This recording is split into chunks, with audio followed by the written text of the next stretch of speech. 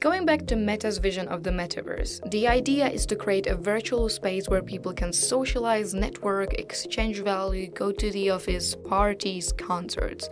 It sounds quite futuristic. So at what stage is the Metaverse right now? So I think if you look at it today, it's investment, right? So you have kids that are investing in crypto. I think now it's much more, I'm not going to get into too much because that's not a topic of today, and neither am I a specialist, but you look at 2008 and the crisis, now the market is more regulated, but I think what it showed a lot of people, I think it was in Cyprus, for example, where the country was obviously like a lot of the rest of the world wasn't doing well, and don't quote me on this, but I think it was something like for any saving above 100,000, basically the government took them out to refund the economy. So people realized that money wasn't theirs, right? And so I think what the Metaverse does, or those cryptocurrency does, is that this is another thing that's not regulated at all. And so what people realized that money could be theirs, right? And so you have 17 years old, 17, 18, 20, whatever the age or older, that are investing in crypto because they're seeing that whatever happens to the financial market, this will still be theirs, right? Even though crypto went down last year, this is a long-term game. So the first impact I think it has in our everyday life is investment. Then I think there's the creative aspect of it, because I think it opens from a creativity and innovation perspective. I think it impacts everyone. If you're a user, if you are a brand, if you are like us in professional services, I think it opens up a whole new world in terms of communities. It's a big thing. I mean, a lot of those I'm gonna drop the G word, the Gen Z generation. They're hanging out on Roblox much more than they're hanging out on Instagram, and they're definitely no longer on Facebook. So I think in that sense, from a creative standpoint, from a community standpoint, from a transactional investment standpoint, that's how it's impacting today's life.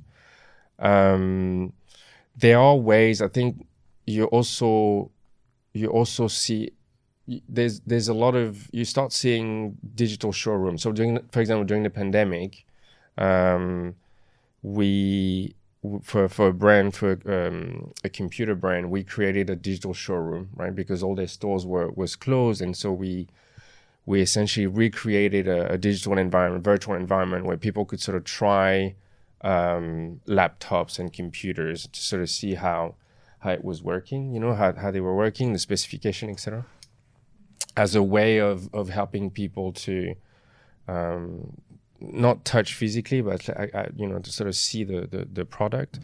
I think we've done that with car resellers as well. So again, during the pandemic, when people couldn't wanted to buy a car but couldn't see the car, so we created those digital showrooms, those sort of virtual product finders. There are, and again, this is where it comes to what is the Metaverse today. There's different ways you can think of the Metaverse, and different ways I think it already exists today. So you have, like I just said, those showroom, which impact more the commerce side of things. You have new reward programs that are being created around NFTs, whereas before it was maybe more something that had to do with points. You have those, like I just mentioned, those virtual products, where watch brands have started using those a lot, where you could sort of try your watch from your laptop. You have those virtual try-on for makeup brands, beauty brands, where you can try your lipstick, nail polish, etc. So I think today this is sort of where you can see it impacting our lives. You also see we've worked with brands where we use augmented reality, right, which is essentially bringing, like I said before, virtual elements come to life into the digital world, into the physical world. Sorry. So we use that in media, in advertising. So those are sort of like the 2 days activation of the Metaverse. I think tomorrow, again, we don't know, but I think that those sort of virtual environment where you can hang out will become more common. Like I said before, I think glasses, smart glasses will make a comeback. I think Snapchat and Google tried, and it was a failure. But as the adoption is becoming more democratized, I suppose, with the likes of you're seeing how Tesla has changed the sort of car industry.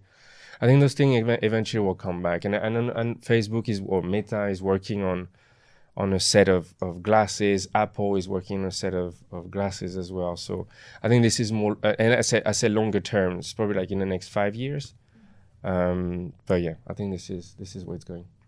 In any new technology space, I always have this underlying feeling that Apple are just going to dominate. It doesn't matter what anyone else does. Yeah. But it feels like one day they're just going to appear with like the best electric car and their own metaverse that completely beats everyone else. Yeah. But I think, and that's just my take on it. I think the reason why Meta is putting so much money into the metaverse is that at the moment they don't own the hardware. They just own the software, right? So if you want to get onto the platform, and mostly I can't remember the percentage of people that are using their app, right? Their mobile app. So they have to go through Apple, right? And the App Store, to download the app. They relying on Apple. The reason why I think one of the many reasons why they want to go into the metaverse, beyond the fact that we talked about Gen Z is to also grab that market, because Instagram, Facebook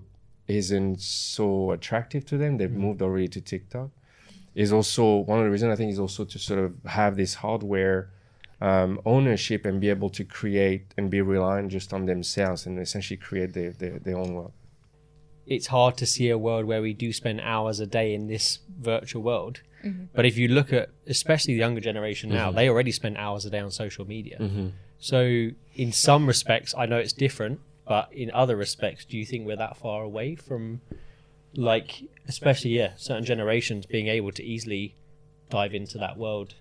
It's a lot more attractive, I think, for a 16 or 17-year-old to almost be whatever they want to be in the metaverse, right? From an avatar to interact with their friends, than having to, the world is going through a weird time. So, with the economic crisis, the cost of living to some extent. I mean, we're not living that war, but the war in the middle of Europe. So I think it has an attractive side to it, to sort of be able to escape and create your own world, live in an environment that's, where that's unmoderated, where you can sort of talk to all your friends, where you can, I don't know, I don't think we're very far.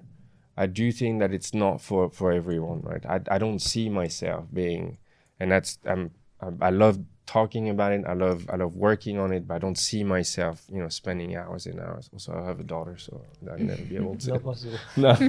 Until she's old enough. Yeah. And then she'll probably teach me how that works. Yeah.